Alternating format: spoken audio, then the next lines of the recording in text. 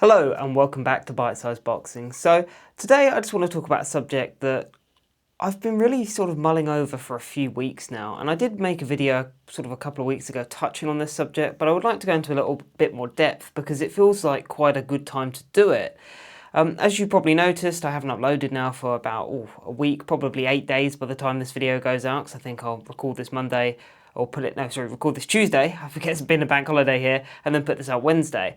Now, for me, I think boxing is struggling, actually, quite a bit. Now, the Saudi involvement has, of course, been fantastic for the sport. It's meant that we've seen matchups we never would have seen. We've seen cards that we could have never dreamt of. I'll never forget that Day of Reckoning card was just something else.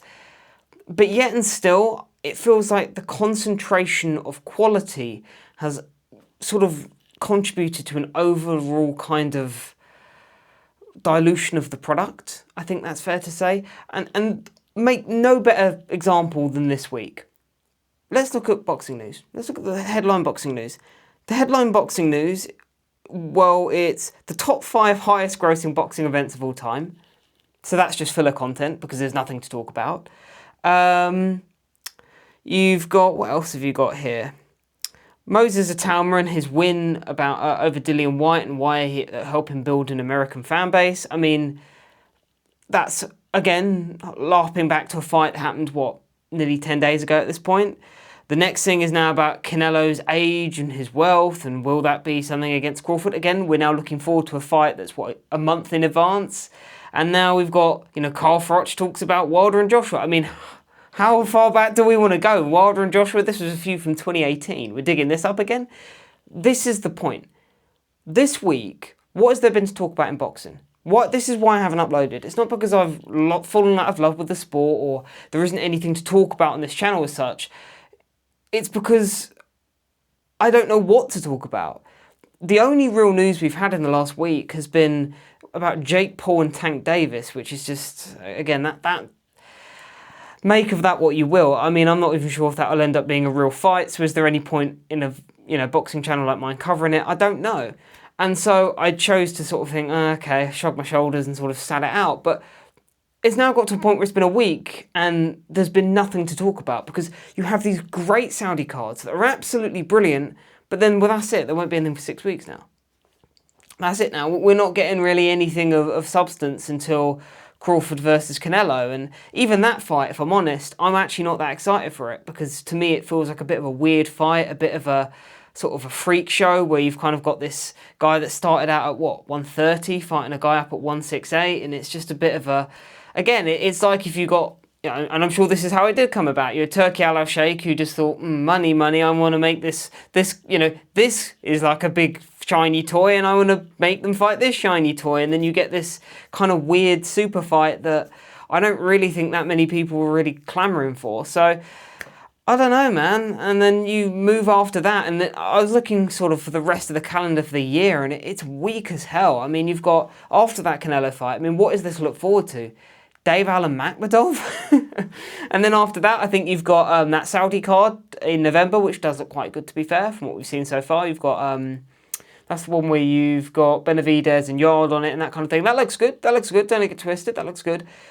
And that's it. We're pretty much at the end of the year now. I'm sure there's a couple of fights I'm missing, but, nothing that jumps out at you. And that's where we are now, And so, for me, as someone who wants to make a boxing channel, who wants to do this kind of thing, it's hard. It's difficult because, and look, I'm open to suggestions. If any of you want to let me know if there's the kind of things you want to see. I mean, some people do tier lists, some people do pound for pound. I mean, that's not all really my kind of thing. I like to talk about what's current and what's happening and my opinions on things and, how do I see this fight going and how do I see this potential matchup going? That's the kind of stuff I like doing, but the problem we've got now is because we've got this such concentration of fights, even fighters who aren't on these Saudi cards, they're all clamoring to be on them. So they're not pushing the boat out in the way that they would be, they're not as active as they are, and don't even get me started on the quality of the UK cards this year. I already made a video about that where I went fully into depth. Please go and watch that if you haven't already. It's probably not one of the more popular videos on my channel, but by all means you really should, because I compare the fight schedule back from 2018 to the fight schedule this year, literally like for like, month by month, and the depth quality from this year to back sort of 6, 7, 8 years ago, it's night and day. It's night and day. The quality of product on offer in the UK this year is abysmal. And so again, even these sort of filler cards we're getting week and week, we got what, that fight with Rafferty, I think it was, last week. Again, it was, it's one of those kind of shoulder shrugging Frank Warren cards. You go, oh, is that on? Am I even going to stick that on? Maybe. And then more often than not, you don't. So for me, it's difficult. It's a difficult time because we're now in this weird kind of chasm between a big card in Saudi Arabia a couple of weeks ago with obviously Moses Atama versus Dillian White. And then we have the Crawford versus Canelo card coming up in about 3 weeks' time. And again, in between it, there's not really much to talk about. And for a channel like mine, the difficulty is that there's going to be virtually no visibility for me with Crawford Canelo, because the way that content creation for boxing has changed in the last few years is very different. I used to have a channel many years ago. If you spoke about the big fights, people would watch.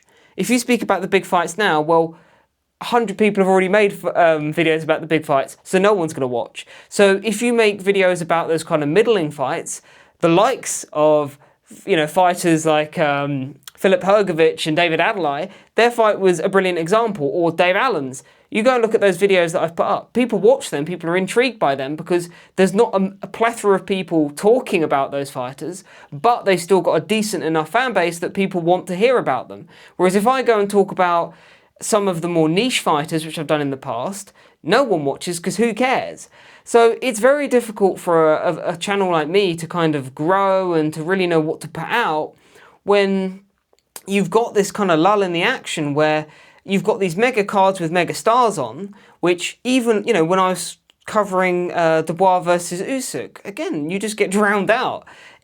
It's a tough one. So you let me know if there's anything particular you guys would want to see. I'd be very interested to know.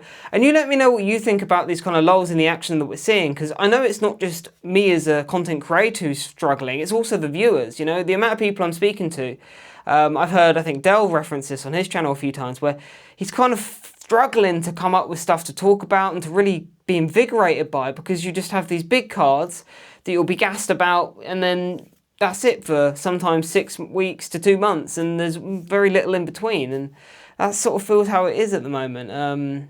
Yeah, I don't know, but you let me know what you think. I'd be interested to know. You take it easy. Cheers.